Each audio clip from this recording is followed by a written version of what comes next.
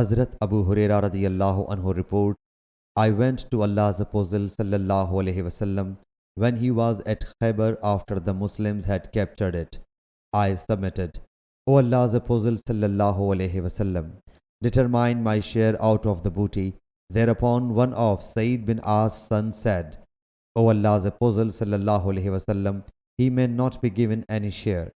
Hazrat Abu Huraira radiyallahu anhu said, he is the killer of Ibn Qawqal.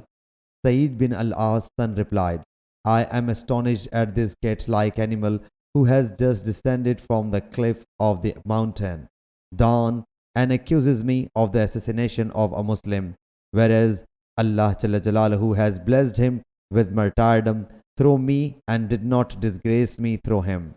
Ambasa says, I do not know whether he got a share out of the booty or not. Sufyan says, Sayyidi narrated this hadith to me from his grandfather, and he from Hazrat Abu Huraira radiyallahu anhu.